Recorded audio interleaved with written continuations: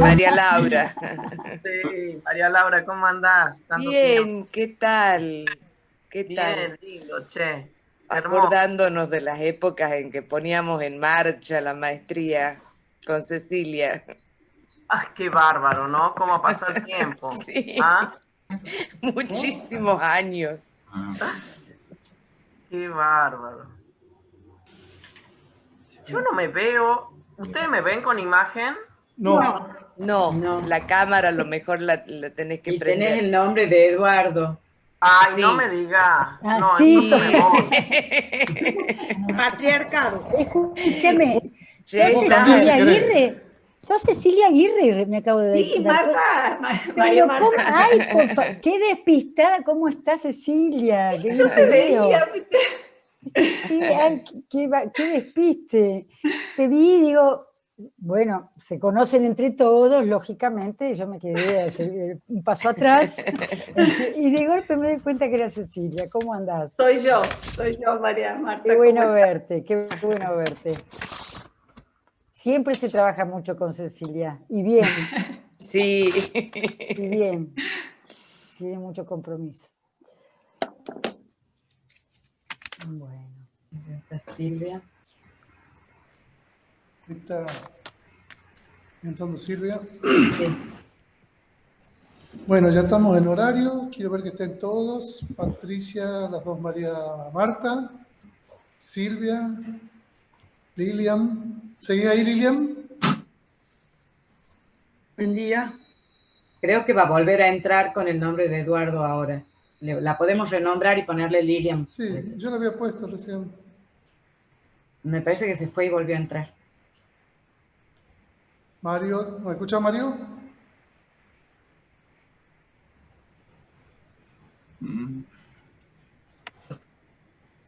Estamos miembros del comité.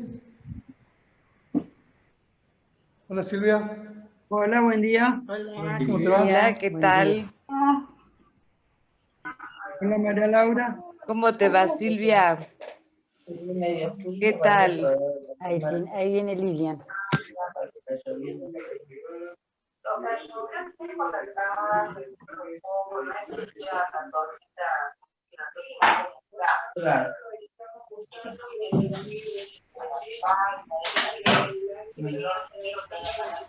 Sí.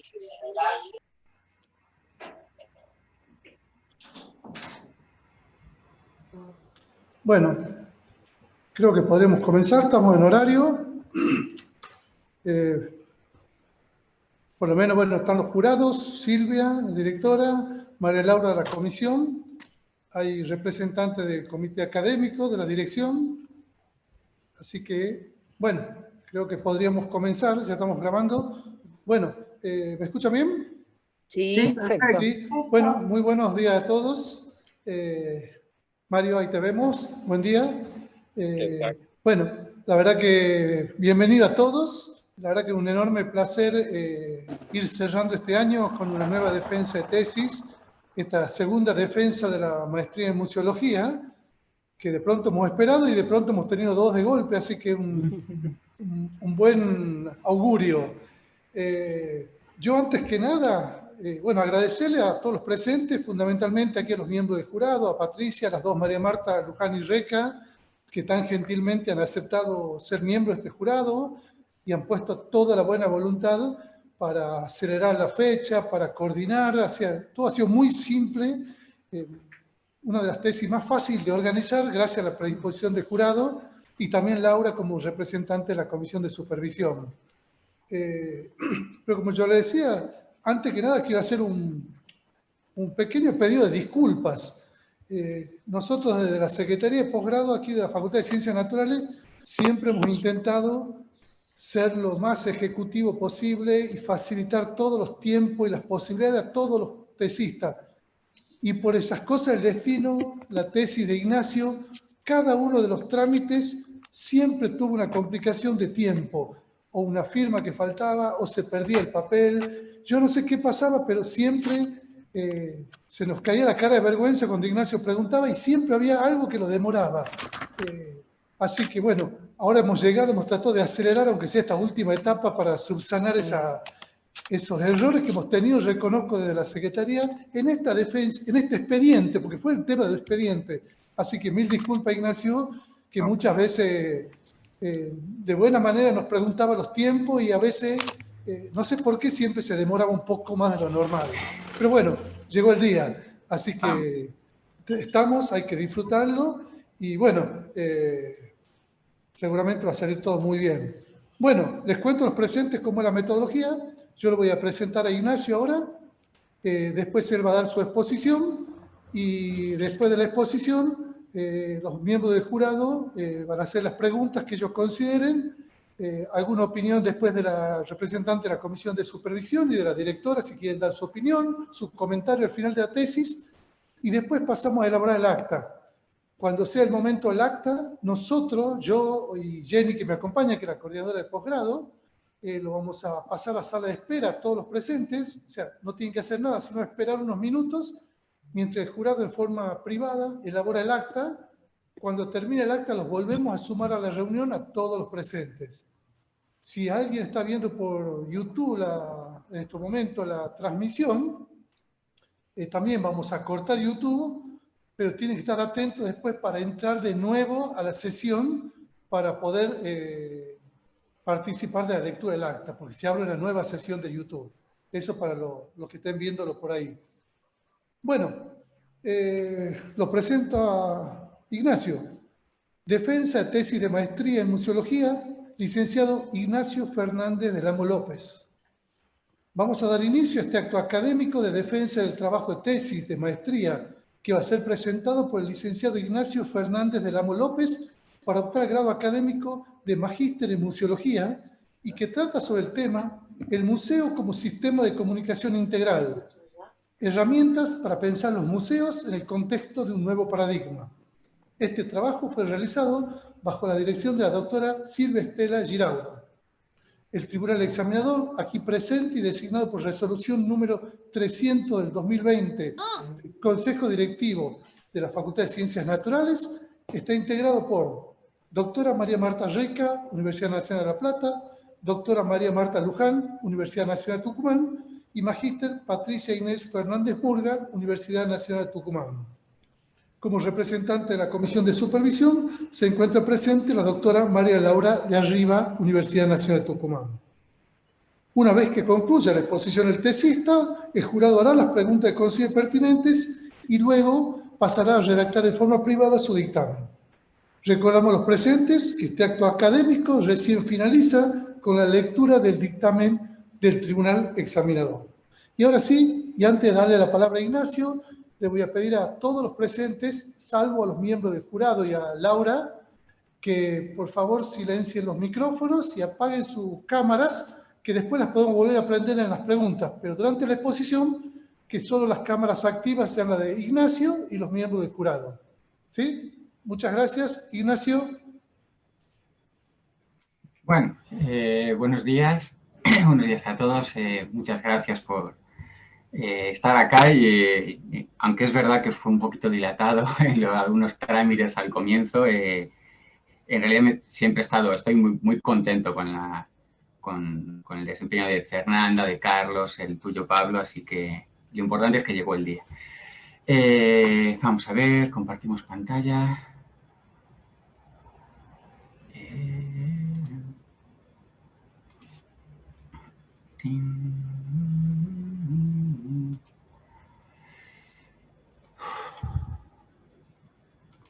Ahí está. Bueno, mi tesis lleva por título El museo como sistema de comunicación integral, herramientas para pensar los museos en el contexto de un nuevo paradigma. La verdad es que esta tesis no podría haberla escrito si hubiera cursado esta maestría en España. Y quizá tampoco si la hubiera sacado mucho más rápido aquí en Tucumán, si los trámites hubieran sido más rápidos y en lugar de ser hoy, 17 de noviembre de 2020, estuviéramos, por ejemplo, en 2016. Y no habría sido así porque el Ignacio que vivía en Madrid era moderadamente progresista, pero no mezclaba los asuntos de política con los de museos. Quizá en eso tenga algo de culpa la idea que yo tenía de mi abuelo. Mi abuelo redactó la memoria fundacional y fue el primer director del Museo Nacional de Arte Contemporáneo, la actual Reina Sofía, y abrió sus puertas en 1952, en pleno franquismo. Y en la documentación que se conserva de su periodo se ve claramente cómo él se esforzó por desvincular al museo del régimen que lo sostenía. En ese momento yo pensaba que lo hizo porque él pensaba que el arte circula por un camino distinto al de la política, sobre todo si se trata de arte abstracto, que es el que descollaba en la España de los años 50. Pero ahora pienso que quizás si se despegaba era porque había conseguido que le dejaran crear el museo sin darse cuenta de que el solo hecho de abrirlo era ya un acto político. Es un poco como las canciones o los poemas que escapan al control de las dictaduras. Se conservan varias cartas suyas en las que le pedía por favor a Picasso que le enviara alguna obra, a pesar de que el malagueño siempre había jurado que nunca iba a entrar una obra suya durante el franquismo y efectivamente nunca entró, se quedó con las ganas. Y bueno, lo que hizo fue llenar el museo de hierros torcidos, piedras cinceladas y brochazos informes de un grupo de artistas treintañeros que no tenían cabida en las exposiciones nacionales de Bellas Artes. Pero bueno, este es un análisis que hago yo ahora. Lo que me quedó en mi despolitizada juventud es que el arte es arte y la política, política. Lo que sí que traje a Tucumán y a esta tesis es una preocupación que ya me surgió por esos años. Y es que muchos sábados a la mañana yo solía visitar algún museo, alguna sala de exposiciones de alguna fundación y dejaba que algún neón de Bruce Nauman o alguna elegía de la República Española de Robert Motherwell me atravesaran en forma de escalofrío. O simplemente me sentaba en el patio de Reina Sofía a leer y a tomar algo. Y no lograba entender que ningún amigo o compañero de la facultad quisiera acompañarme nunca. Y eso que yo estudiaba Historia del Arte. No entendía por qué la gente no compartía ese placer. Y en ese momento se me ocurría que había dos posibles respuestas. O los museos están hechos para bichos raros y turistas, o tienen problemas de comunicación externa. Han pasado 7 años, desde que hice el curso de Teoría Museológica de Eduardo Ribota, en septiembre de 2013, hasta ahora, noviembre del 20. 7 años en los que, como dijo un presidente hace no mucho, pasaron cosas. Entre ellas, 2 hijes y 3 trabajos. Pero también un gran cambio en mi forma de ver e interpretar el mundo, provocado fundamentalmente por las personas a las que he conocido en estos años, muchas de las cuales han madrugado para verme hoy. En una de las primeras reuniones que tuve con Silvia Giraudo, mi directora, que por cierto no podría haber tenido una directora mejor, me recomendó que comenzara haciendo un índice. Me dijo que hacer un índice lo más detallado posible es un poco como definir la plantilla de ese pasatiempo en el que se arma un dibujo uniendo los puntos. Esa misma recomendación del índice la hace Umberto Eco, pero Umberto Eco compara los índices con los mapas. Lo que dice Umberto Eco es que cuando uno hace un índice mapa permite saber cuál es el punto de salida y cuál es el de destino. Y luego es posible que uno decida hacer paradas que no estaban previstas o al contrario, saltarse alguna en la que se pensaba parar. Pero lo que no cambia o lo que no debería cambiar gracias al mapa son los puntos de origen y de destino. Bueno, no es tan así, porque cuando pasan 7 años o 5 desde que yo hice mi primer índice, pueden cambiar, como de hecho ocurrió, tanto el punto de origen como el de destino. Si no, veamos, este es mi primer índice mapa, que me iba a llevar cómodamente en avión desde Madrid hasta Buenos Aires, donde aterrizaría con un flamante plan de marketing de museos adaptado a la realidad argentina. Pero con el paso del tiempo resultó que al final el viaje no empezó en Madrid, no fue en avión, empezó en Tucumán y acabó en las inmediaciones de Bahía Blanca. Este cambio de punto de origen y de destino se nota en la tesis. Hay huellas de la primera tesis mezcladas con con una evolución bastante grande que se fue produciendo durante el tiempo. Aunque por suerte no hasta el punto de hacerla ininteligible a juzgar por los informes del tribunal y antes de la comisión de seguimiento. No sé muy bien qué mueve a otras personas a escribir o a producir teoría. En mi caso el motivo es bastante egoísta. Yo escribo para intentar despejar el mare magnum de ideas e intuiciones que suelen nublar mi mente. Escribo porque la teoría me alivia la ansiedad que me produce actuar sin saber a dónde voy. Por eso, cuando comencé la investigación, buscaba respuestas a una pregunta. ¿Cómo lograr que los museos sean más usados? Es decir, ¿qué tenían que cambiar para no atraer solo a turistas, escolares y nerds? Lo que me recuerda uno de los primeros textos que escribí cuando llegué a Tucumán y tenía que me aboqué a la misión de armarme un currículum académico. Fue en el 4º foro de arte contemporáneo aquí en Tucumán y también en septiembre del 13 cuando hacía mi primer curso de la maestría. Y en ese texto se me ocurrió hacer una comparación. Imaginen que el museo en el que trabajan es una persona que acaba de llegar a la ciudad. Yo mismo estaba casi recién llegado a la ciudad. Y que como piensa quedarse a vivir allí, quiere hacer amigos. E imaginen que estudió, por ejemplo, Historia del Arte. Y ahora imaginen que cada vez que alguien se acerca a él, para hablar con él, salta con alguna anécdota relacionada con el arte. Probablemente las primeras veces resulte ingenioso, interesante, gracioso, pero ¿quién querría hacerse amigo de alguien monotemático con el que solo se puede hablar de cosas relacionadas con el arte? Peor todavía, imaginen que alguien le propone quedar en un bar a tomar algo o en el parque a tomar unos mates. Y él dice, no, lo siento, si quieres estar conmigo tienes que venir a mi casa. Bueno, quizá podríamos probar a pensar que el museo es como una persona que habla de lo que hablan las personas y es capaz de tomarse unos mates en el parque. Esa idea se me ocurrió en el 13, me parece que todavía podría retomarse. Si tenía claro algo en ese momento, y sigo pensando ahora, es que en la comunicación está la clave. Lo que ocurre es que en ese momento pensaba que bastaba con cambiar el tono y el tipo de historias que se contaban por un lado y en afinar la forma de llegar hasta los hogares por el otro. Y para eso, segundo, lo mejor era el marketing, siempre que lograra, como ya he dicho, hacer una adaptación al contexto argentino. Pero como dije, pasaron cosas.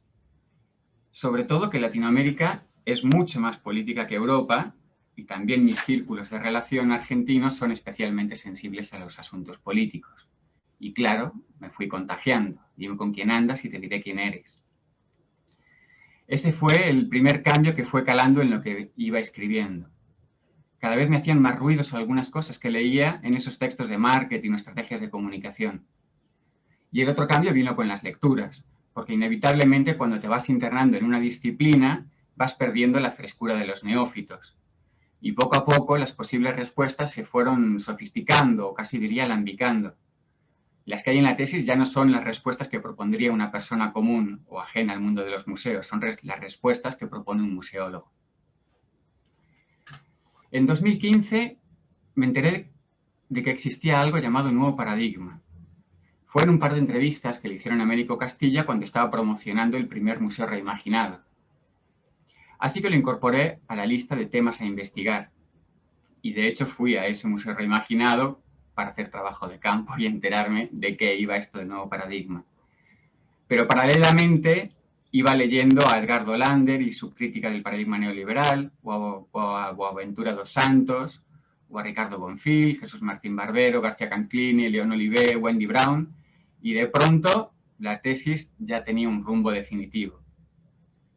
En algún punto de la presentación de la tesis, recuperé una cita de un museólogo francés que se llama Daniel Jacobi, que dice que la consigna de seducir al visitante, haciendo que se divierta y participe como un fin en sí mismo, no es otra cosa que un eslogan producido por la ideología dominante, y que por tanto es muy difícil que ningún profesional o responsable de museo se atreva a desoírla, aunque no sepa muy bien cómo ponerla en práctica, porque además esa consigna suele venir acompañada de ejemplos de los grandes museos del mundo que tienen unos recursos que no tienen los museos pequeños y, por tanto, uno acaba sumido en un estado de frustración permanente.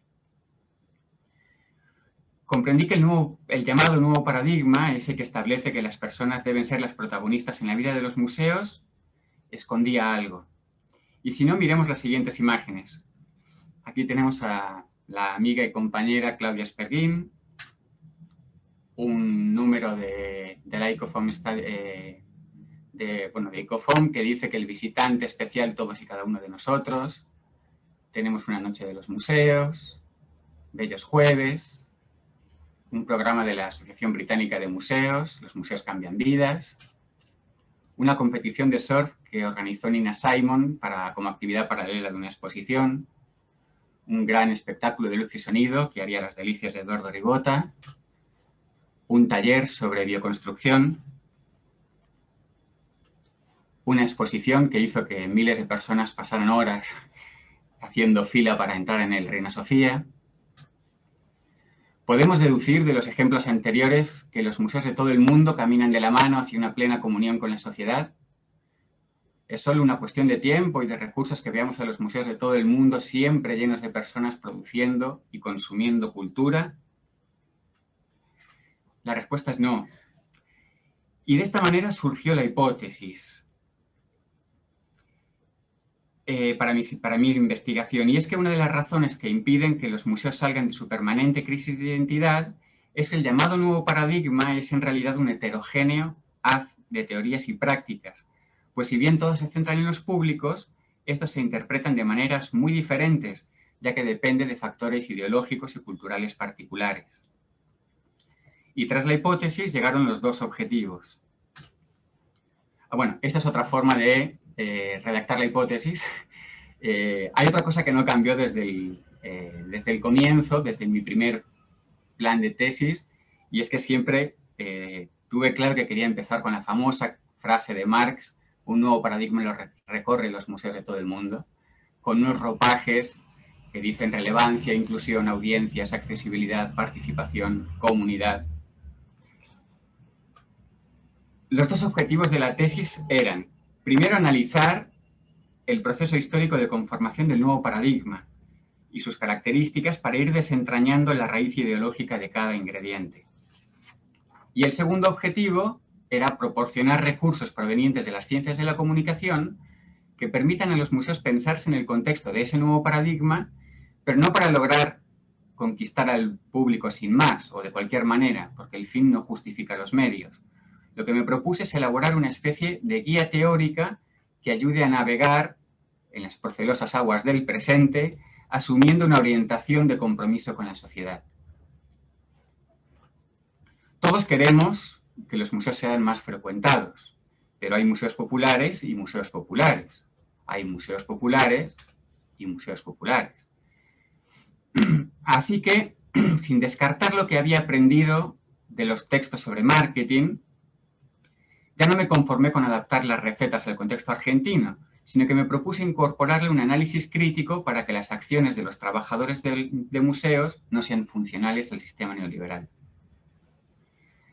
A estas alturas nadie, seguro que nadie de los que están presentes, desconoce que los museos no son neutrales, y mi tesis tampoco es neutral. Unas veces de manera explícita, escribiendo en primera persona, y el resto de manera implícita, mi investigación siempre toma partido por un bando, el de los profesionales de museos que apuestan por un mundo más justo. En algún momento en algún momento de la tesis escribo que, como ocurre en las exposiciones de los museos, lo que se mostrará en los siguientes capítulos no puede ser otra cosa que un recorte, una selección de acontecimientos realizada en función del mensaje que se quiere transmitir y que responde a un posicionamiento ideológico concreto. Eso sí, siempre he intentado ser lo más honesto posible.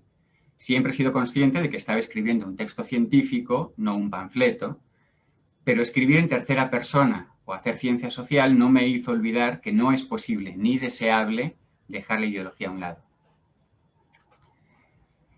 Sobre la metodología, me gustaría hacer un comentario, y es que desde el principio tuve claro que quería adoptar un modelo de investigación transdisciplinar, porque me parece que es necesario atravesar los límites disciplinarios para lograr un enfoque holístico. Estoy convencido de que no se pueden pensar los museos desvinculados de sus dimensiones social, política y cultural. Desde luego que apostar por la transdisciplinariedad es todo un reto, porque si uno salta en charcos ajenos corre el peligro de resbalar. Lo primero que hice fue trascender y alejarme del modelo de comunicación de Shannon y Weaver, ese que analiza el proceso identificando al emisor, el receptor, el canal, el código. Por suerte, había tenido relación con 2 cátedras de la carrera de comunicación de la UNT, Teoría de la Comunicación 2 y Cultura y Comunicación. Y yo mismo había estado a cargo de las materias de Fundamentos Teóricos de la Comunicación y Estrategias de Comunicación en la Tecnicatura de Museología. Así que toda esa experiencia me ayudó a entender las ciencias de la comunicación como el conjunto de disciplinas que analizan los fenómenos sociales relacionados con la comunicación, así como los medios que se emplean y el conjunto semiótico que construyen. Me interesaba esta definición porque abre las puertas a la antropología, la sociología, la semiótica o los estudios culturales, todas disciplinas que se ocupan de la cultura. Y a todas esas disciplinas sumé yo personalmente la filosofía, por estar casado con una doctora en filosofía, porque soy miembro de un proyecto de investigación que es de filosofía política y, bueno, me parecía que tenía que estar presente en este conjunto de disciplinas. En cualquier caso, el estado de la cuestión de la tesis se centra en la bibliografía que trata sobre la comunicación en los museos y, en especial, los textos que ofrecen una visión estratégica o global, que es precisamente lo que yo quería aportar. En primer lugar, repasé los textos que estudian la exposición como medio de comunicación, tanto los que analizan su funcionamiento como los que problematizan su naturaleza. Los autores que investigué me ayudaron a formularme preguntas como: ¿las exposiciones se miran, se leen, se sienten? ¿Qué recursos se pueden activar para atenuar ese esquema tan unidireccional que tienen?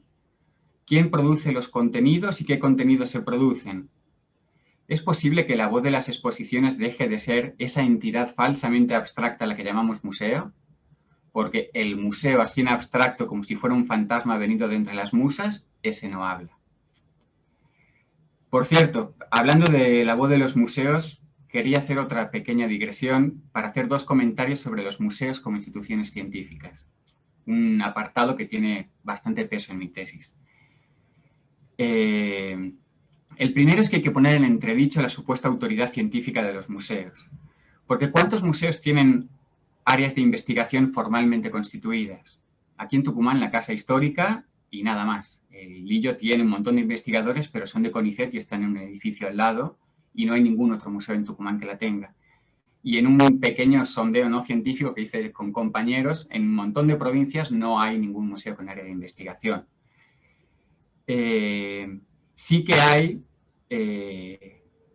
bastantes museos que tienen especialistas en la disciplina de referencia, aunque no se dediquen a investigar a tiempo completo.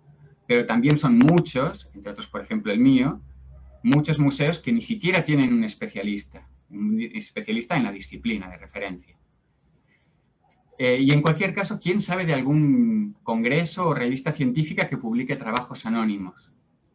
Y es que la ciencia no es anónima y es injustificable que alguien firme los textos que comparte en una revista o en un congreso, pero no los que cuelga de una pared o imprime en una cartela en un museo. Y sé que puede resultar muy tentador eso de vestirse con las ropas del museo y que la gente acepte de manera crítica lo que dices, porque lo haces revestido de la autoridad del museo y porque además te apoyas en evidencias materiales. Pero eso no debería ser así. Y el otro comentario es sobre la adscripción de los museos a las disciplinas de referencia.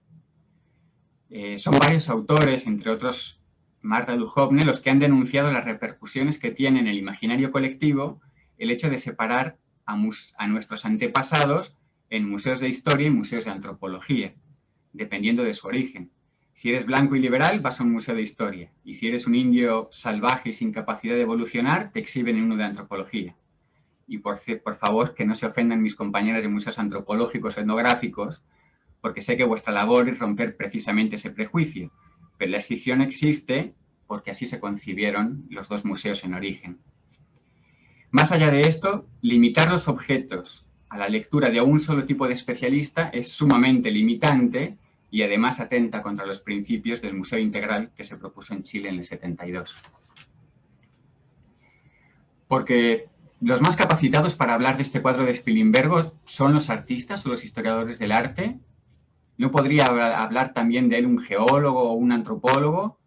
¿O no tendría algo que contar algún vecino del pueblo, algún albañil o alguien que sepa lo que supone andar trasladando cargas en carreta por un territorio montañoso?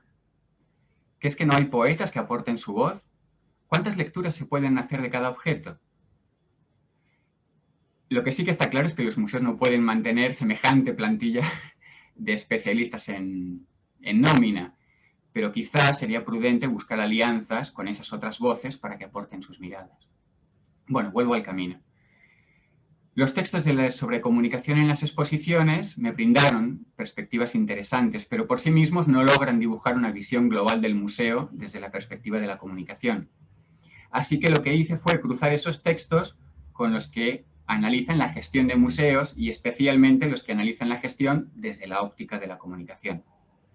Estos últimos, que son básicamente manuales de comunicación estratégica o de marketing, se acercaban bastante a lo que buscaba, pero en mi opinión descuidan la dimensión ideológica y la responsabilidad social de los museos porque solo se centran en satisfacer las demandas del público, sean estas cuales sean.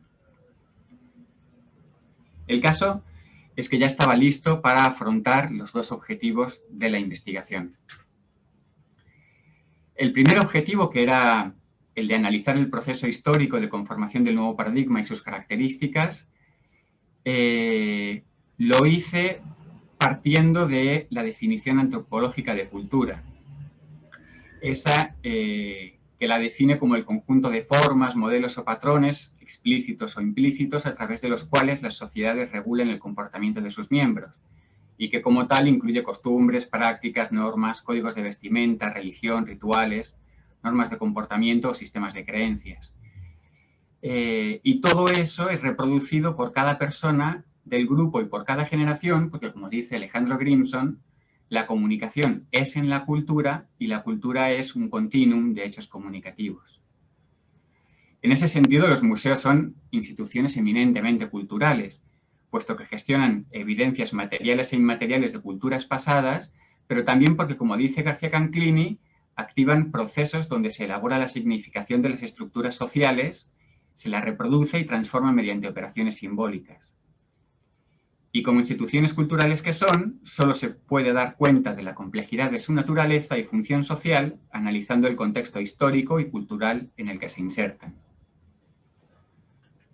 Como el común denominador del nuevo paradigma son las personas, para trazar ese recorrido histórico y analizar cómo fue tomando forma el nuevo paradigma a lo largo del tiempo, establecí 3 variables de análisis.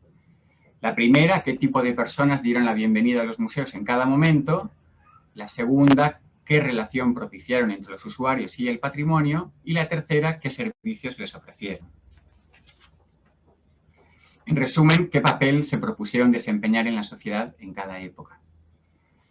Así, a lo largo de los capítulos 4, 5 y 6, muestro cómo las personas, ya sean nombrados pueblo, público, visitante, cliente, comunidad o de otras maneras, siempre estuvieron presentes en la mente de los responsables de los museos. Desde una carta muy temprana que escribió Sir Aston Lever en un diario inglés en 1773, en la que declaraba que estaba harto de la falta de decoro de las clases inferiores que entraban a su museo, es decir, que entraban a su museo las clases inferiores, hasta los museos actuales, que se desviven por hacerse un hueco en la vida de sus comunidades o por atraer a cuanto turista pase por la ciudad, depende de qué museo estemos hablando. Lo cierto es que los museos siempre tuvieron gente dentro de sus salas. Lo que fue cambiando es la relación que propiciaron entre quienes entraban en el museo y el patrimonio. Y esa es justamente, en mi opinión, la clave que diferencia el antiguo del nuevo paradigma. Desde los orígenes hasta hoy, hay museos que abren sus puertas para que las personas se maravillen contemplando el suntuoso patrimonio que custodian y le rindan reverencia. Hay otros que se ponen al servicio del sistema educativo y funcionan como una suerte de libros pop-up para iluminar las mentes de los más jóvenes. Hay museos que exhiben objetos convertidos en fetiches de los que más tarde los visitantes podrán adquirir réplicas en una tienda. Y hay un cuarto grupo de museos que usa el patrimonio como recurso para activar procesos culturales comunitarios. Y como se puede ver en la tesis, no es posible trazar una línea única de progreso desde el primer hasta el cuarto estadio. De hecho, la prueba es esta porque son 4 museos, son 4 fotos actuales, o relativamente actuales. Uno de los aportes más valiosos a los que creo que llegué fue mostrar la relación que existe entre los museos y los contextos culturales en los que desenvuelven y la influencia de los profesionales que los gestionan. Sí se puede afirmar, aunque también con muchas salvedades, que con el paso del tiempo se ha ido ensanchando el concepto de museo, porque los museos han ido aumentando su abanico de actividades y servicios. Evidentemente no se puede comparar lo que ofrece un gran museo urbano y un pequeño museo comunitario de una zona rural, y precisamente no porque uno sea mejor que otro. Pero en ambos casos lo seguro es que ofrecen actividades que en el siglo XIX no hubieran tenido cabida. En cualquier caso, lo que determina la adhesión o no al nuevo paradigma no es el número de actividades y servicios que se ofrecen, sino su naturaleza. En el último apartado de la tesis, convoqué a un debate virtual a Andrea Jones, Rebecca Schulman y Nina Simon, que discuten sobre la necesidad o no de implicar el patrimonio en el diseño de programas del museo. Recomiendo su lectura, pues no tengo tiempo para hacerlo ahora. En resumidas cuentas, lo que creo que demostré es que el nuevo paradigma ni es nuevo ni es homogéneo, sino que nos encontramos ante un dispar conjunto de teorías y prácticas con un único denominador común: atraer al público a los museos. Y creo que también queda más o menos claro qué teorías y prácticas aporta el sistema neoliberal y cuáles quienes lo discuten. Para alcanzar el segundo objetivo, debía analizar el museo como sistema de comunicación integral y proponer recursos teóricos para pensar cada una de las áreas del museo dentro del sistema. Para hacerlo, partí de la lógica sistémica de Van Mens, el sistema PRC, que era de comunicación, preservación e investigación, adaptado a un modelo propio, por la que cada área funcional de los museos alimenta y es alimentada por las otras. Y dividí el capítulo en 3 apartados. El primero se dedica a la gestión de colecciones. El segundo brinda recursos para definir la identidad y orientación del área institucional. Y el tercero se ocupa de la definición de las actividades y servicios. Como hice en el repaso histórico, también aquí los recursos teóricos que propongo proceden de distintas ciencias, aunque en este caso, en este capítulo, la protagonista es la antropología. Mi objetivo era demostrar la utilidad de pensar los museos como sistemas de comunicación, o lo que es lo mismo, que las ciencias de la comunicación pueden resultar de gran utilidad para dar sustento teórico a la orientación social de estas instituciones, y que además son un buen antídoto para no caer en el seguimiento irreflexivo de la consigna de seducir al visitante haciendo lo que se divierte y participe como un fin en sí mismo. Las investigaciones no se terminan, se interrumpen, eso me lo dijo Silvia para que cortara, para que acabara ya mi tesis. La que he presentado y la que he escrito en esta tesis se desarrolló durante 5 años, durante los cuales fui evolucionando en mi manera de pensar con el pasar de las lecturas, con las experiencias profesionales y sobre todo con el contacto con colegas de toda Latinoamérica a los que admiro profundamente. Partí de un posicionamiento cercano a las teorías del marketing y la he interrumpido cuando me estoy iniciando en el mundo de la educación en museos. Quizá la estrecha relación que existe entre el concepto de comunicación que he desarrollado en mi tesis y el nuevo paradigma de la educación en museos es una de las limitaciones de esta tesis, pero al mismo tiempo es un interesante camino para futuras investigaciones. Otro camino que se abre en esta tesis es la necesidad de profundizar en modelos de gestión que vinculen las teorías que yo expongo con herramientas para ponerlas en práctica. En cualquier caso, muchas gracias a todos los que me habéis ayudado a construir esta caja de herramientas. Listo. Gracias, Ignacio. ¿Puedes dejar de compartir? Sí. Bueno, muy bien, Ignacio. Bueno, el momento de los comentarios, preguntas del jurado. No la veo a Patricia ahí con la cámara. Ahí está. Bueno, colegas, ¿quién quiere comenzar? Podríamos dar la palabra a la que está más lejos, María Marta Reca. Está silenciada el micrófono. Ahí está. Realmente encantada de hacer un comentario, porque ha sido excelente la presentación de Ignacio, ya te trato así, ¿no? Como si fuéramos viejos conocidos. El despliegue de la presentación confirma la coherencia interna muy sólida que la tesis tiene, en su escrito, en su forma de presentación, en sus relaciones entre los capítulos, entre los autores y entre los marcos conceptuales que van buscando puntos de sutura y puntos de diferencias con un alto compromiso con tu trabajo. Eso se ve claramente en el escrito y es un placer confirmarlo en tu presentación. Es una tesis que no tiene grietas, que tiene expectativas, y eso es para hacerle a un cierre, un punto, como recién vos expresaste, ¿no? Que nunca es un final, sino que es un nuevo punto de partida. Es absolutamente coherente y tú te involucras en tu trabajo con compromiso y justeza, ¿no? No es menor. Evidentemente, la formación en comunicación, a pesar de los, vamos a ponerlo entre comillas, pequeños reproches, o algunos de los reproches que se hacen al marketing, evidentemente también, a su vez, construido como una plataforma para despegar, ¿no es cierto? Y en ese sentido, tu llegada a la antropología, a la semiótica, a los estudios culturales y a lo que se llama el nuevo paradigma, en ese recorrido histórico, pero histórico, epistemológico y político que planteas en tu tesis, es, digamos, un recorrido lúcido, muy lúcido, y muy atractivo incluso además para el lector. Así que yo no tengo más que palabras de ponderación, sinceramente.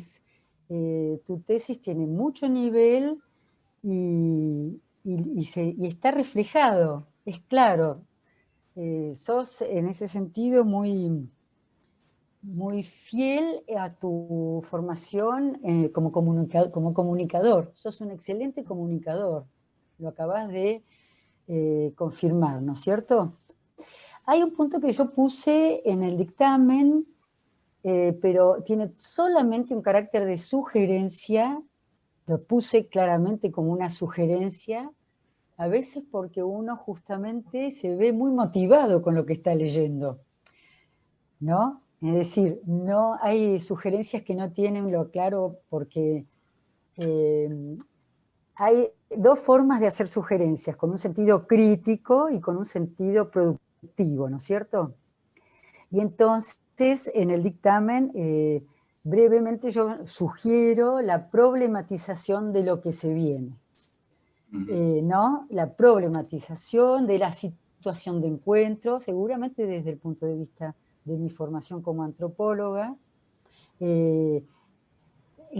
Tenemos que estar alertas, podríamos decir, todos los que estamos seducidos por el nuevo paradigma, fuertemente seducidos por el nuevo paradigma, no de forma acrítica, ¿no? Sino en la euforia, en la buena euforia, digo yo, de la fascinación de cambiar las cosas y de construir algo nuevo. Siempre tenemos que estar alertas de que no se constituya en un nuevo modelo que termine clausurando posibilidades críticas, que es un proceso que generalmente sucede con con las construcciones paradigmáticas, ¿no? Se instalan, en algún momento otra vez hay que romper ese esquema desde el cual uno viene trabajando. En ese sentido yo sugería la problematización de lo que se viene en términos de, vamos a decirlo en su sentido muy amplio, en relación con los otros, ¿no es cierto? Público, comunidades, etc. Así que, Ignacio, felicitarte por mi parte. No tengo preguntas, has sido muy elocuente, tenía esta sugerencia y ha sido un placer escucharte y confirmo, como digo al principio, lo que tu tesis en el escrito refleja. Bueno, gracias. Muchas gracias. Bueno, María Luján, ¿seguimos con las María Marta? Bien. ¿Me escuchan bien ahí? Perfecto. Bueno, Ignacio, coincido plenamente con mi tocaya, María Marta, en la valoración. En primer lugar, quiero destacar la escritura, ¿no? El nivel que sin perder densidad teórica y complejidad, es una escritura llana, muy seductora, y es un placer leerte, y eso también se ha visto en la exposición hoy, ¿no? Es un placer escucharte, leerte, esa llegada que tenés. Bueno, eso para agradecerte porque no es frecuente en las tesis. En segundo lugar, valorar también este modelo de investigación transdisciplinar, ¿no? Esta cuestión que vos haces tanto hincapié en la cuestión del diálogo y cómo pones el diálogo en diálogo, las teorías de la comunicación, la semiótica, los estudios culturales, la antropología, la sociología, el marketing, desde esta perspectiva transdisciplinar de una forma tan equilibrada. En segundo lugar, y creo que es lo más valioso de la tesis, es que no se queda en una investigación teórica que es tan profunda. Me ha gustado particularmente toda esa genealogía de lo que son los museos a través de la historia, sino este posicionamiento ideológico y político, esa lectura de los museos en tanto posibilidad de implicancia y compromiso social. Creo que es lo más valioso, ese posicionamiento político, ideológico y la apuesta a otro paradigma de museo. Hermoso, no tengo observaciones porque realmente la tesis es completa, pero se me ocurría preguntarte en relación a esta investigación, a esta propuesta que tenés, ¿cómo se vincula esto con el ámbito laboral tuyo? O sea, si en algún momento en tu trabajo en los museos has podido plantear un cambio de paradigma, si ves la posibilidad, si esto ha ofrecido resistencia, ¿cómo vivís desde el ámbito laboral la posibilidad de un cambio de paradigma en los museos? Bueno, ahí hay dos dimensiones, la que depende de uno, ahí están, porque una están las ideas que tengo y las posibilidades prácticas o las habilidades y capacidades personales. Muchas veces he dicho, sobre todo en estos meses de cuarentena, y he discutido o lo he conversado con algunas personas, colegas, que mi impresión es que para ser profesional de museos en el siglo XXI tienes que tener una titulación en trabajo social. Y yo no soy trabajador social. Yo vengo de la teoría y de la computadora y hago mis mejores esfuerzos, pero yo no puedo salir a las villas a traer a gente al museo. No sirvo para eso. En algunos casos me han dicho, incluso gente que trabaja en museos que tiene una fuerte orientación social. En la defensa en algún momento digo que me quedé en las inmediaciones de Bahía Blanca porque yo estoy muy lejos de lo que hacen, por ejemplo, en esos museos o en otros muchos museos de Buenos Aires, Rosario, Córdoba o aquí en Tucumán. Pero algunos de ellos me han dicho, es que tu labor es muy importante porque tú pones en negro sobre blanco lo que otros trabajamos en el día a día y hacen falta equipos. O sea, que lo que necesitas es alguien que haga eso que tú no puedes hacer, no puedes pretender estar en las dos cosas. Dentro de lo que está en mi mano hacer, en mis capacidades, el año que estuve en la Casa Histórica, hicimos unas ediciones de la pieza del mes. La idea que yo propuse, que no cuajó, era intentar bascular un poco y que el museo no sea el que reconstruye lo que pasó entre 1806 y el 16, sino que hable de los conceptos de soberanía, independencia y ciudadanía. Porque es el ejemplo de la persona que quiere hablar con otras personas. Si quiero invitaros a discutir el peso específico que tuvieron las invasiones inglesas en el desarrollo de la independencia, no va a poder hablar conmigo nadie que no sea historiador. Pero todo el mundo sabe si se gana o pierde soberanía e independencia en las decisiones del día a día.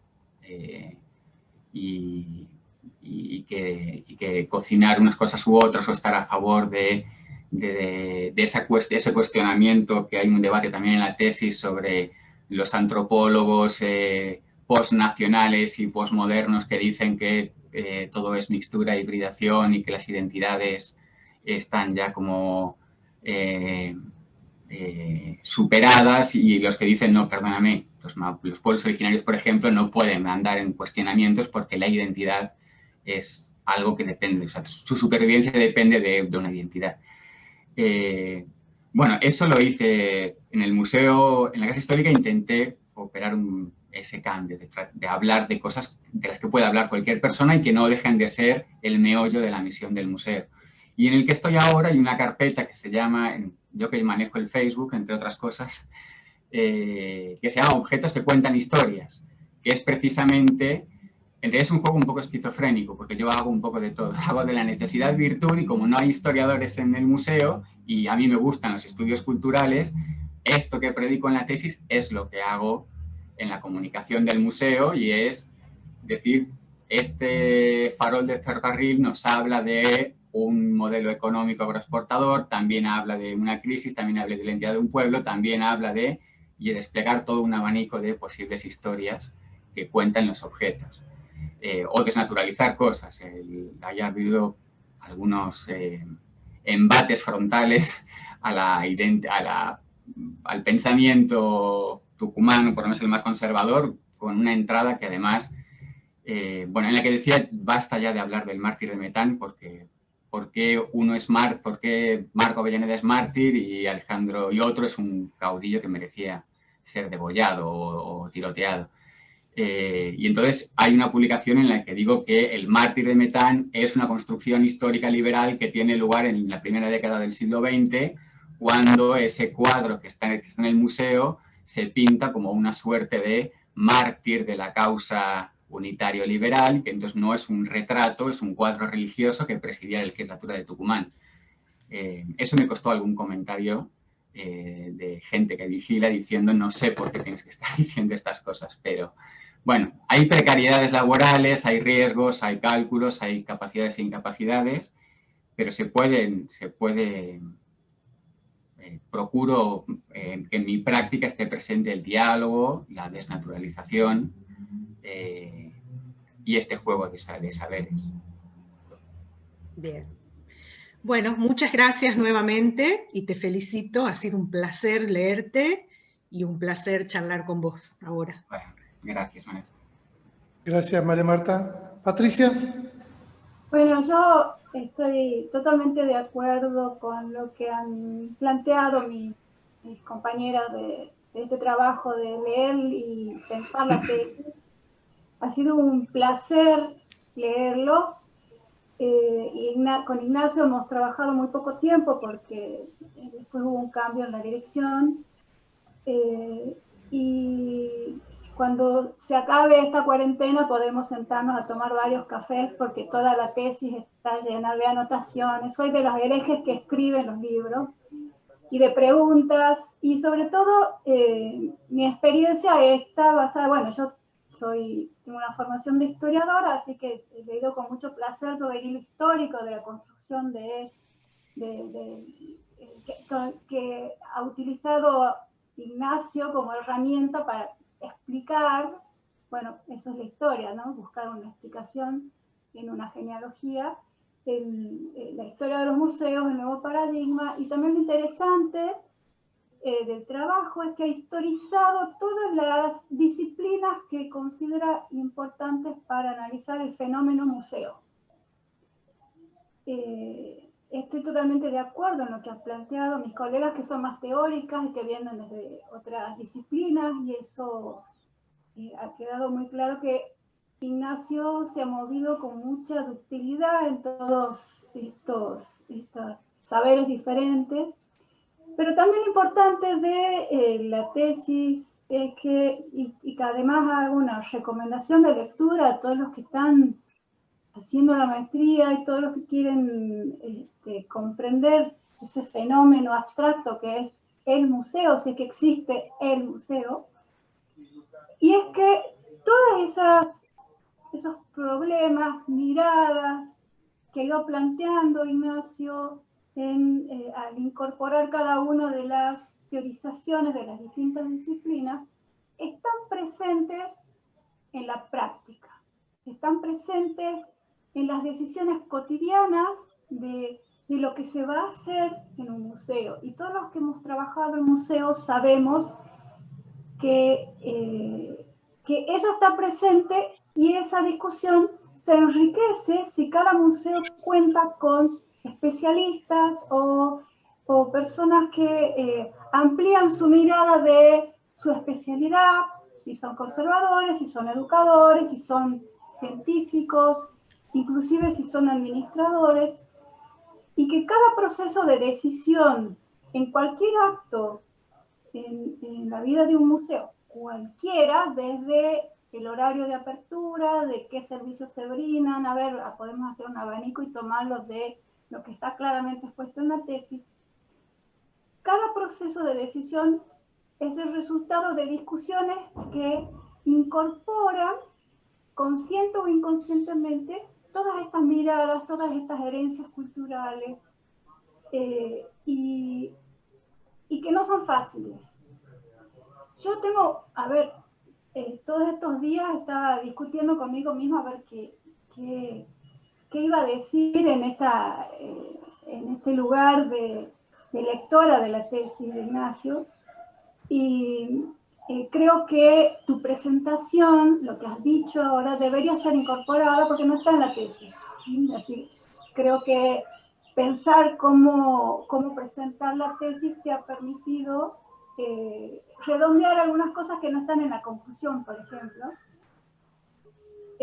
Estoy de acuerdo y lo he visto, yo creo que lo has leído en mi informe, que tu tesis es el resultado de tus propias experiencias y está claro, aparece en la lectura.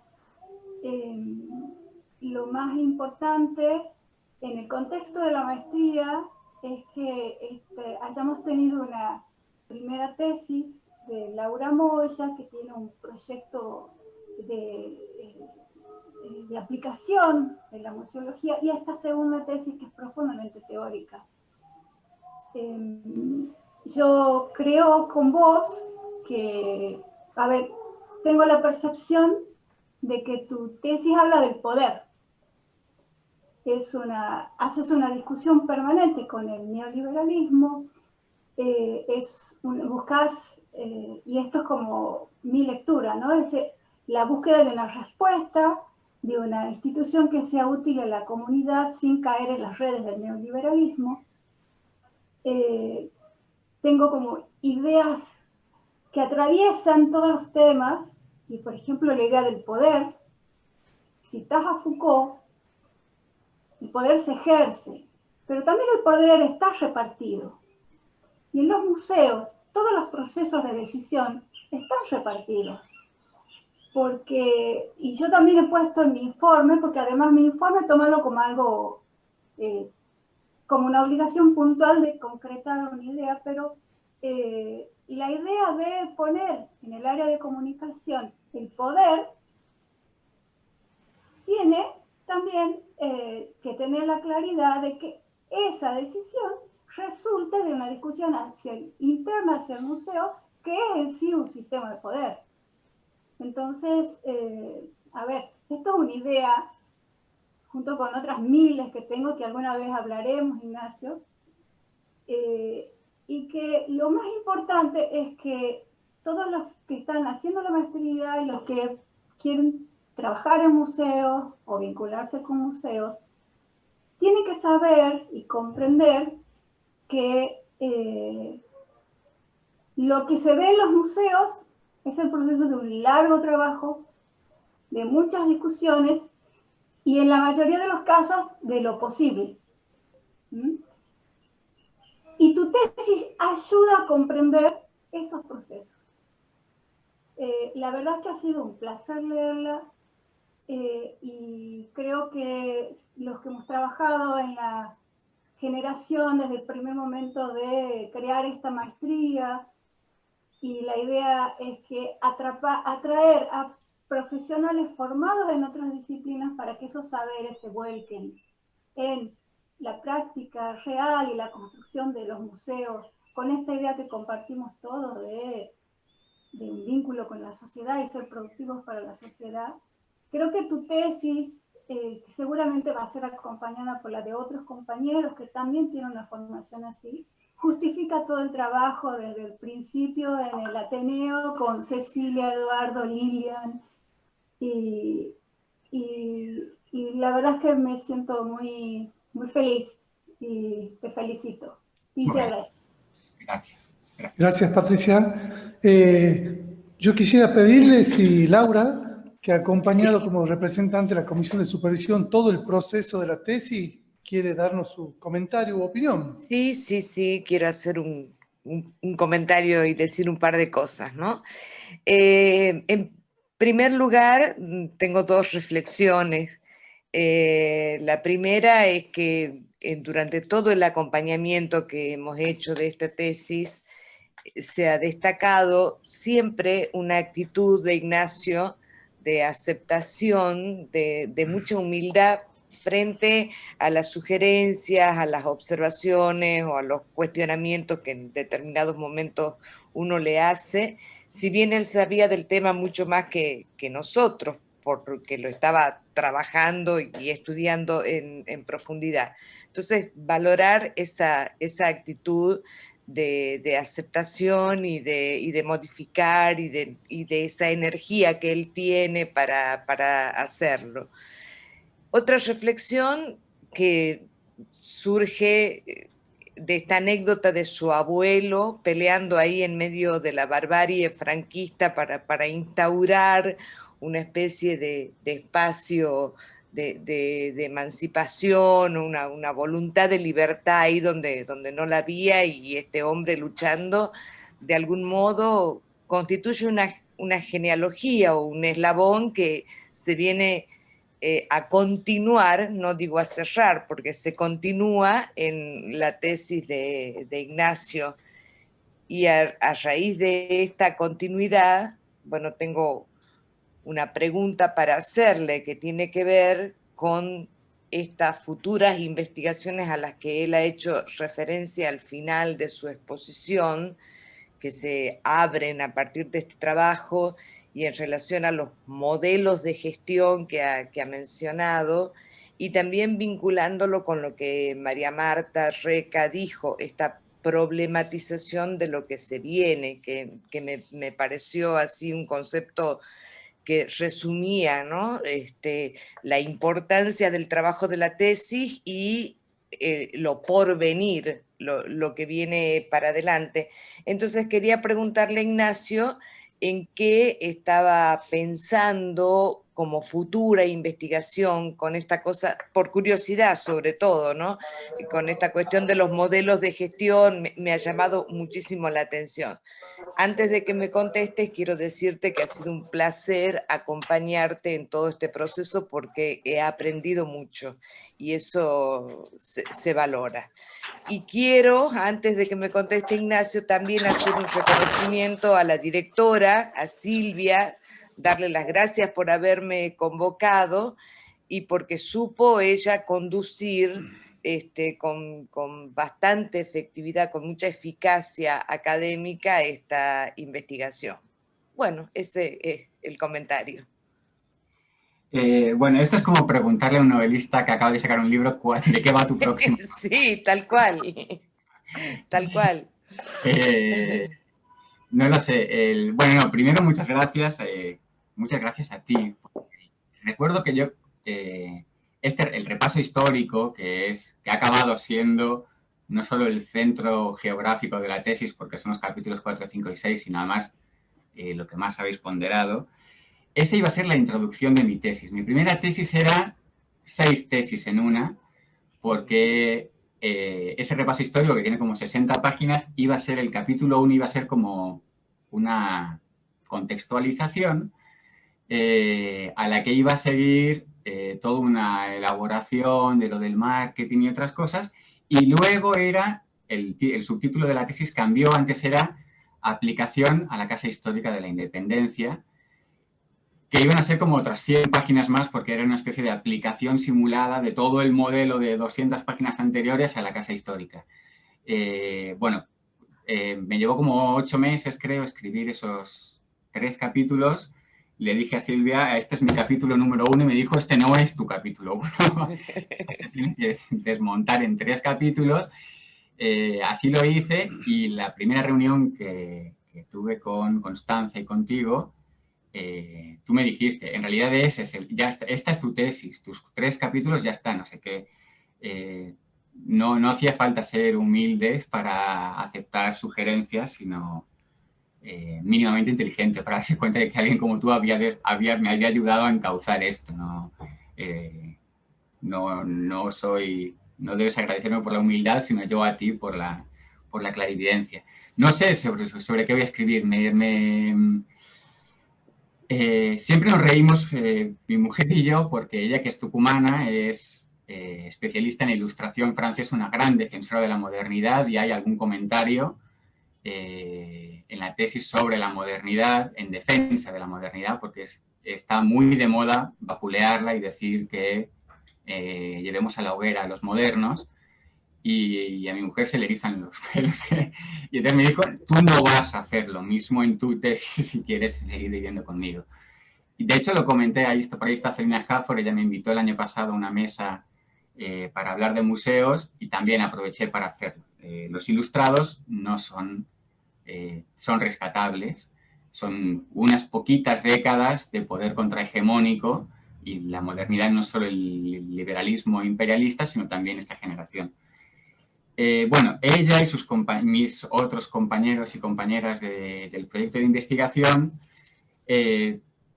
conciben la comunidad como algo que es pre-político. Una comunidad y sociedad no son lo mismo, y la comunidad en filosofía política alude a algo como pre-político o pre-social, o no sé muy bien cómo es, tengo que preguntarles. Probablemente vaya por ahí, porque me parece que igual que ahora ya nadie dice actividad de público general, cuando alguien escucha para público general, los museólogos así comprometidos se rebelan. Bueno, ahora la palabra comunidad está tan en la boca de la gente que empieza a ser un riesgo. Así que probablemente haga algún texto sobre comunidad versus sociedad, desde la filosofía política, y ya me meteré en algún charco, supongo. Y luego quiero seguir con el nuevo paradigma de la educación, a ver qué nuevas perspectivas me ofrece. Muy bien. Muchas gracias, Ignacio. Gracias, Laura. Felicitaciones. Como bien lo dijo Ignacio, no le pudo haber tocado mejor directora que Silvia. Así que yo quisiera pedirle a Silvia si nos puede hacer algún comentario como directora de esta hermosa tesis. La verdad que esto de mejor directora, Ignacio, es como mucho. Y no tengo un peso, te aviso. A lo sumo te puedo regalar un libro. Pero sí es cierto que no pude haber tenido mejor tesista. Ha sido un placer acompañarlo en todo este tiempo. La sensación que yo he tenido más de una vez ha sido, ¿vieron cuando uno ve en esos documentales cómo se va abriendo una flor desde el capullito hasta que está en su plenitud? Bueno, un poco esto ha sido verlo, Ignacio, transitar este camino, como ver abrir un capullo hasta su plenitud. Y solemos reírnos cuando nos encontramos de una de las primeras veces que hablamos de la tesis a todos. Ignacio dijo: yo no quiero saber nada con política, porque yo soy apolítico. Y yo dije, bueno, vos ves. Ignacio, ¿estás hablando de ideología? No, ideología nada, política nada. Y el resultado final, ya ven ustedes, es esto. Creo que un poco a eso también aludía Ignacio cuando decía que él había ido cambiando también de perspectiva a lo largo de los años. Por lo demás, el resto ya lo han dicho todos ustedes. Y yo les agradezco, especialmente les agradezco a María Laura y a Constanza, que no sé si está presente, el acompañamiento, la buena disposición, siempre, para reunirnos, para hacer producir los informes y sobre todo para leerlos. Y a esta altura de mi vida ya he visto muchos miembros de comisiones de seguimiento que no leen las tesis. María Laura y Constanza no solamente lo han leído, sino cada vez que ha hecho falta, sino que además lo han hecho con mucho cuidado, con mucho detenimiento, con mucha atención, y el resultado ha sido siempre sugerencias muy útiles para Ignacio. Eso les agradezco. Gracias, Silvia. Y bueno, para cerrar esta serie de palabras y opiniones, siempre me gusta escuchar la opinión de los directores o la directora de la carrera, pero justo veo que apagó su cámara Lilian, no sé si seguirá ahí. Si nos quisiera cerrar estas palabras, Lilian, como directora de esta maestría. Sí, la verdad que bueno, es como mucha emoción estas dos tesis en digamos, desarrollo precipitado de ambas defensas, que bueno, que para nosotros desde la maestría es una alegría enorme, la verdad, y además teniendo en cuenta la calidad de las dos tesis escuchadas, sobre todo la de, digamos, ahora en este momento que me toca estar acá con Ignacio. Quiero felicitarte, Ignacio. Ha sido es un gusto tenerte en la maestría, como alumno de la maestría. Creo que bueno, que sobran las palabras. Vos ya tenés tu trayectoria dentro de la teoría de la museología acá en Tucumán. Y bueno, decirte que la maestría, a pesar de que vos ya a partir de ahora vas a ser un egresado de la maestría, decirte, como también le dijimos a Laura en su momento, que puede contar con la maestría como apoyo para cualquier situación o cualquier instancia de tu desarrollo profesional a partir de ahora, que estamos nosotros, porque la verdad que entre los objetivos de la maestría era formarlos a ustedes, contribuir en la formación de ustedes, porque ustedes ya son profesionales, han entrado profesionales a la maestría, así que es solamente contribuir, aportar desde algunos aspectos, que espero que haya sido así en tu caso, que creo que lo es.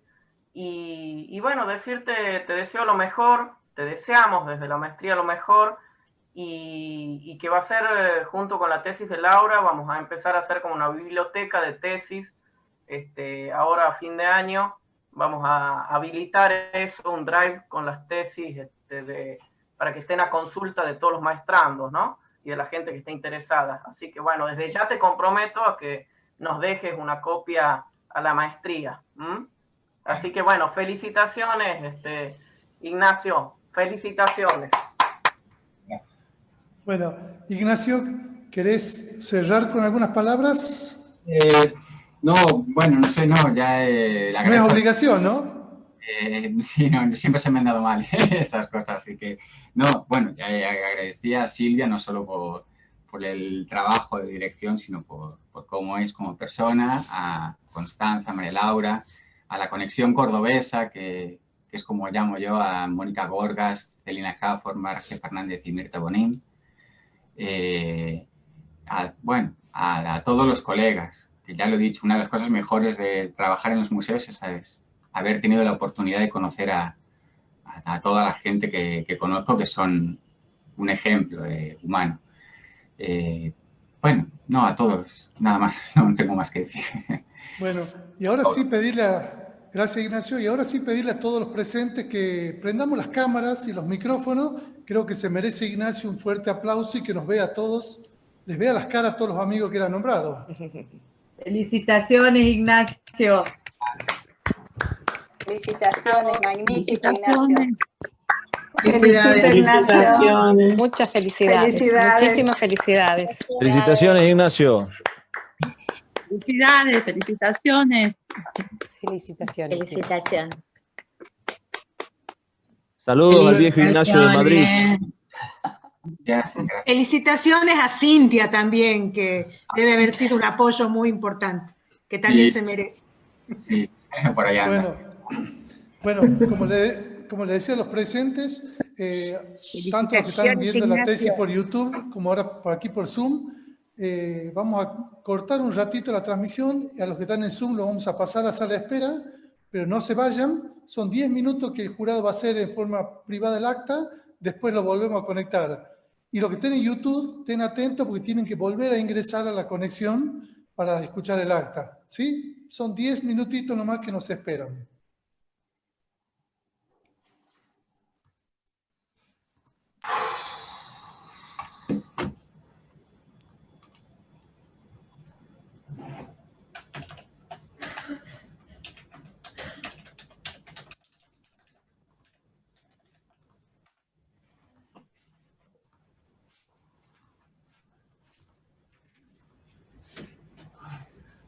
Muy bien.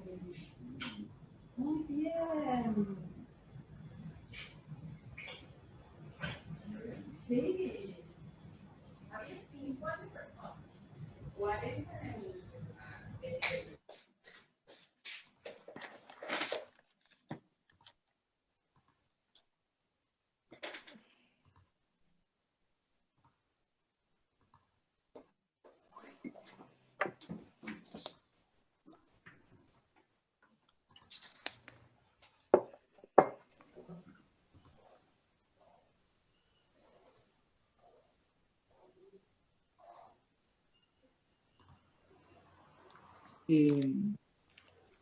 había puesto como presupuesto. Bueno,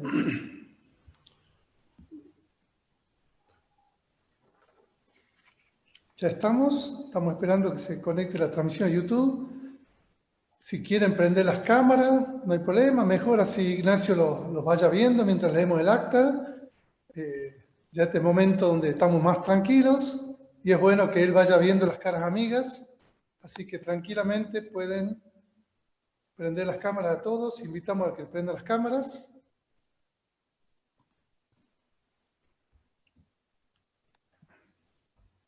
¿Estás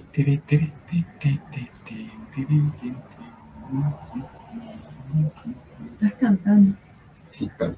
Estamos terminando de admitir a la gente, un segundito. ¿Dónde están los niños, Ignacio? ¿Están durmiendo? Duermen, sí, pues por suerte se levantan como a las 10:30. Bien. Te han dado tiempo. Bueno,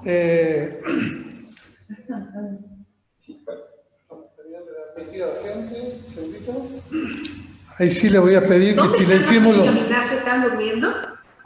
Sí, pues por suerte se levantan como a las 10:30. Te han dado tiempo. Sí le voy a pedir a los presentes que silenciemos un poquito los micrófonos. Porque hay un retorno ahí de YouTube de algunos. Ahí sí le voy a pedir que silenciemos los... Sí, pues por suerte se levantan como a las 10:30.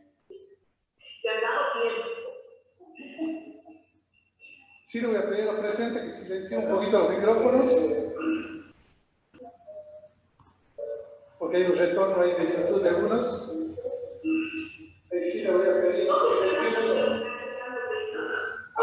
Sí, pues por suerte se levantan como a las 10:30.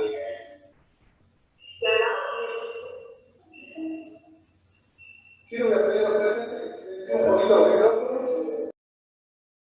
Hay un retorno ahí de YouTube de algunos. Ahí sí le voy a pedir...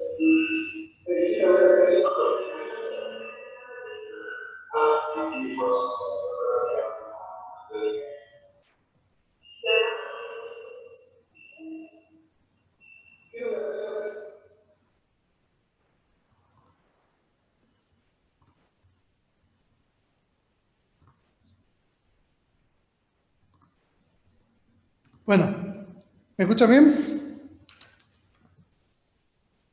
¿Se me escucha?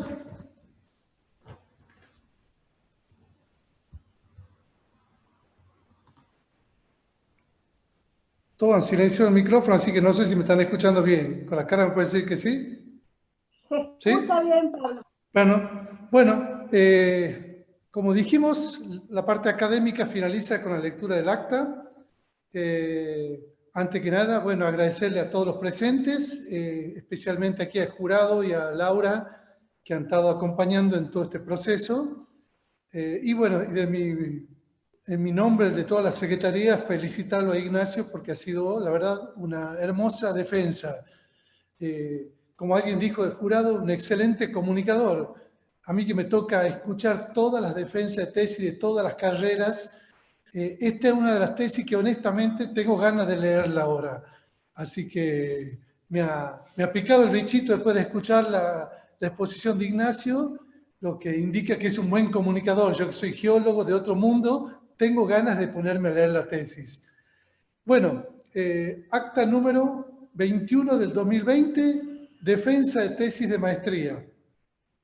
En la ciudad de San Miguel de Tucumán, a los 17 días del mes de noviembre del año 2020, siendo las 8:30 horas, bajo modalidad virtual, se constituye el tribunal examinador designado oportunamente para dictaminar en el trabajo de tesis de maestría formulado por el licenciado Ignacio Fernández del Amo López, conducente a la obtención de grado académico superior de magíster en museología. El trabajo de tesis, elaborado por el licenciado Ignacio Fernández del Amo López, bajo la dirección de la doctora Silvia Estela Giraudo, está referido al tema El museo como sistema de comunicación integral, herramientas para pensar los museos en el contexto de un nuevo paradigma. Fue desarrollada en exposición oral y pública ante los miembros del Tribunal Examinador, doctora María Marta Reca, doctora María Marta Luján y magíster Patricia Inés Fernández Murga, quienes formulan sus conceptos sobre la trascendencia académica de la tesis elaborada. El maestrando Ignacio Fernández del Amo López realiza un trabajo interdisciplinario en el que se destaca la articulación teórica de diferentes áreas como la museología, la comunicación y la gestión de museos. Propone y analiza una definición de museo como un sistema de comunicación integral. Su recorrido conceptual y la consulta de diversos autores pone de manifiesto un profundo conocimiento del tema. Adopta una clara adhesión a las nuevas perspectivas de la museología crítica, haciendo hincapié en la función política del museo y su compromiso social. Durante la instancia de la defensa, su presentación ha sido condensada con gran claridad expositiva, dando cuenta de los puntos más sobresalientes y confirmando la coherencia y calidad de su trabajo. La exposición incorpora una reflexión sobre el propio proceso de elaboración de la tesis y deja abiertas nuevas líneas de investigación. Se deja expresa constancia de la participación de la doctora María Laura de Arriba en su condición de miembro de la Comisión de Supervisión, en un todo de acuerdo a lo establecido en el artículo número 10.7 del reglamento vigente. Atento a lo expuesto, los miembros del Tribunal Examinador, por unanimidad de criterio, otorgan a la presente tesis de maestría la calificación de 10 y se recomienda su publicación. No habiendo para más, se labra la presente acta en 2 ejemplares del mismo tenor a los efectos académicos y administrativos que correspondieran. Firman doctora María Marta Reca, doctora María Marta Luján y magíster Patricia Inés Fernández Murga. Bueno, felicitaciones, flamante magíster en museología. Y ahora sí pedir a los presentes que por favor activen sus micrófonos, las cámaras, y les volvamos a dar un fuerte aplauso a Ignacio. ¡Felicidades, Ignacio! Ignacio. Muchas felicidades, compañero. Ignacio. Muchas felicidades. Muchas felicidades. Felicidades. Ha tildado Ignacio, no sé si fue, ahí está. Ahí está, sí. Muchas gracias a todos, la verdad, estoy muy contento de que todos me acompañen. Y nada, a seguir. A seguir. A seguir. Fantástico, felicitaciones. Ya pasó lo peor. Respira hondo, al fin llegó. ¡Felicidades! Ignacio, grande, magíster. Bien. Gracias. Un placer tenerte, compañero, y en Tucumán. Bueno, se llama tucumano que madrileño. Bueno, Ignacio, y a los presentes, un segundito. Yo simplemente como secretario, bueno, reiterarle la felicitación y el agradecimiento a todos. Yo formalmente cierro el acta en este momento, cierro el trámite académico, corto la transmisión en YouTube, pero dejo abierta la sesión para que sigan conversando tranquilamente con Ignacio, felicitándolo. No hay ningún problema, yo simplemente la parte académica la finalizo aquí. Así que bueno, felicitaciones Ignacio y pueden seguir conversando en la sesión abierta sin ningún tipo de problema. Saludos a todos.